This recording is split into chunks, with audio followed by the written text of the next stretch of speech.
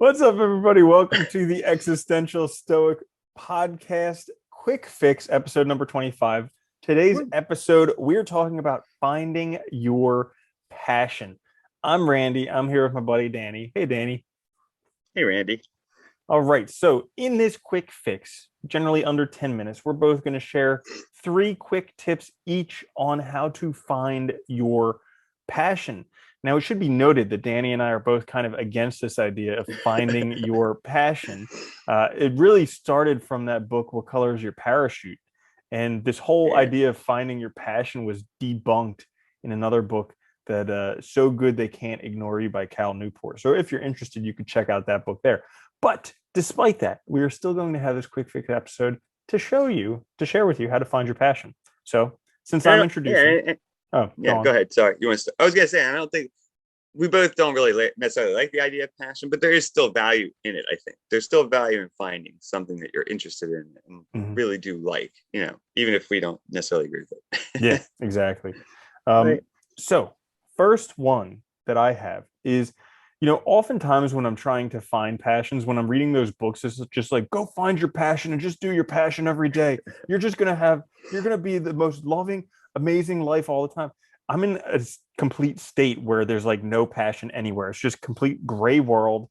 And, so it's completely passionless state. And so those books that are just like, just find your passion and just do it all the time and move to Brazil, just surf every day, open up a surf camp. And it's just like not realistic.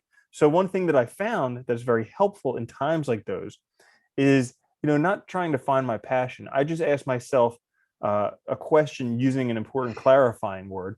What could I be passionate about? Or what could I be excited about? Because that thing allows me to think a little bit more openly, whereas like, yeah, I'm feeling in a funk and nothing's really great, but you know what? I probably could get excited about photographing girls in bikinis. I probably could get excited about that. So like it allows me to kind of open up my mind a little bit more and just have a bit more fun with it.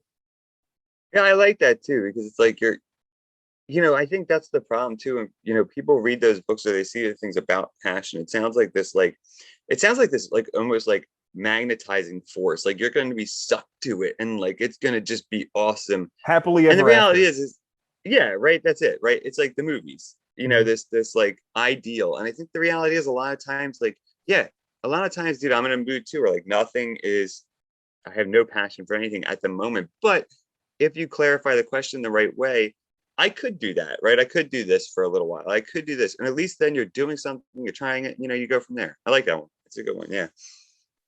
All right. So my first one is, and asking yourself too, there's another question. Ask yourself, like, what are you good at? I think a lot of times we forget the role that talent plays. Everyone has some talents. Everybody's good at some stuff, whatever it is.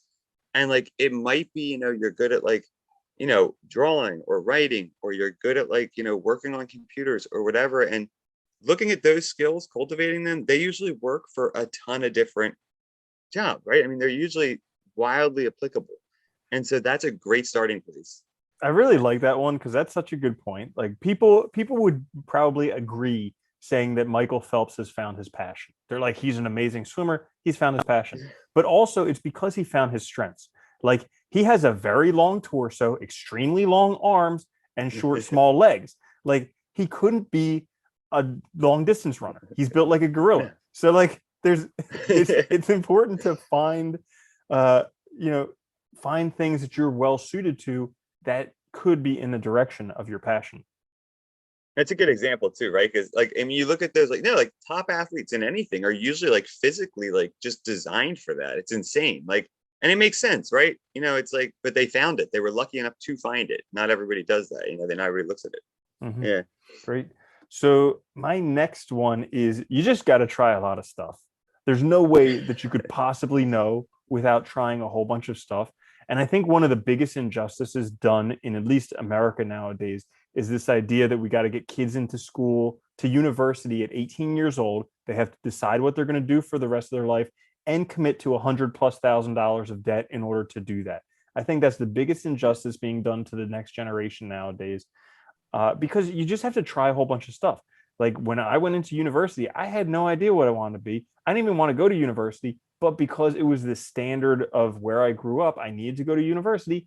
And then by the time I knew anything about what I wanted to do, by the time I knew anything about money, I was $250,000 in debt. So like it's not a Yeah. great starting point.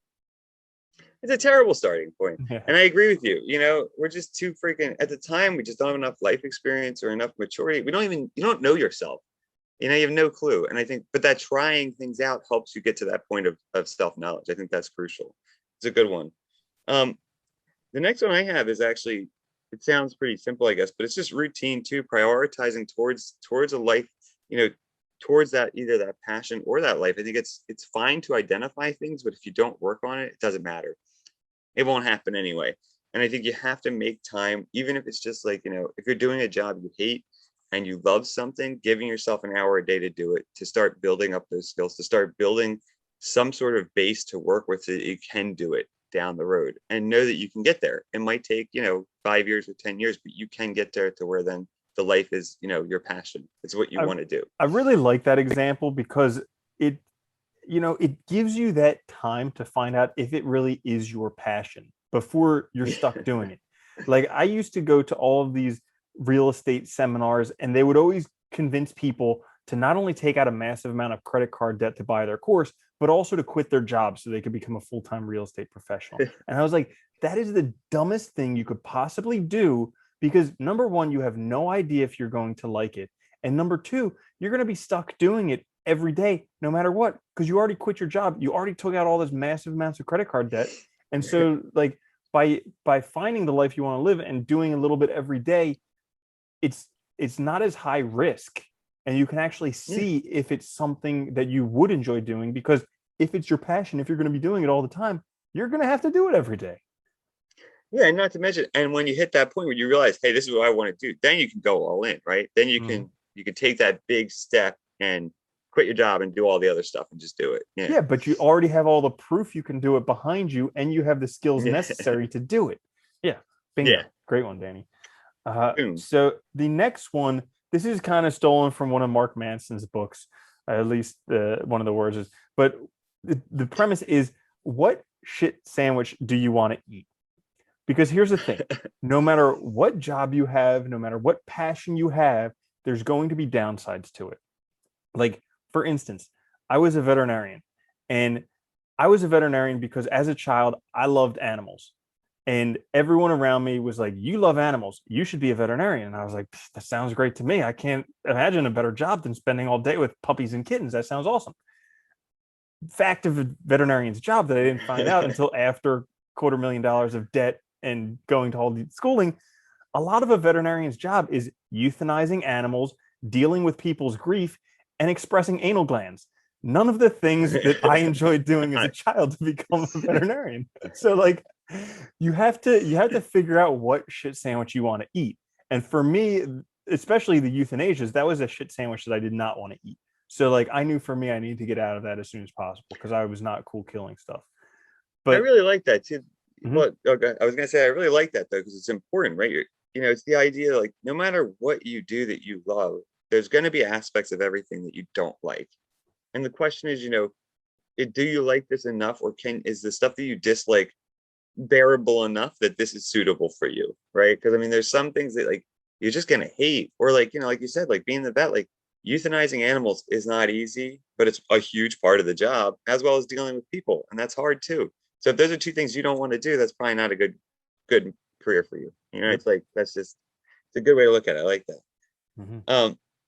My last one is, so we talk about passion. People tend to think of this as something like I said, like magnetized, like you're gonna get there.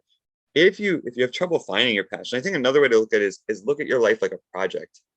Like, what is my overall goal that I want in life? What are the things that I really want? Is it family? Is it land and quiet life, whatever? And then working towards that. Make that the passion project rather than like this work. And that can be a way to make your life very valuable and make your work bearable because it's towards a goal that you really want, or it gives you time to live the life that you want, and separating that work life thing a bit, if that's right for you. Because passion, I think, tends to like, it makes life and work one, right? Where like, it's like they're all the time. This is what you do constantly. That's a great one. And I think that's another thing that we have backwards, where we try and get people to be pigeonholed into a career before they figure out what type of life they want to live. So like Oh yeah. if you're somebody who really loves to travel and you want to have a life traveling, you can't be pigeonholed in a career where you're stuck at a location. And Yeah. so like doing what you're saying there and figuring out what type of life you want to live and then working your passions around that, that's really crucial, because that allows you to really have the life of your dreams. Yeah, that's what we all want, right? Mm-hmm. Just to live life with so much passion, finding your I passion. know. Yeah, But I can't stop. yeah, There we go. yeah. I know this book. You got to read the book by Cal Newport. So good they can't ignore you. He completely debunked the whole passion thing. It's, you know. Anyways, we'll spare you the Yeah, details. Read the book. But that's there it you for go. today's quick fix episode 25, Finding Your Passion.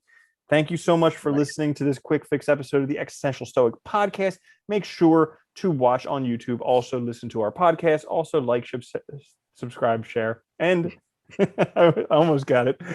It was great We were seeing so you. close. I know, right? 2 words away. Great to see you, Yeah. Danny. Have a good one. Later, Andy.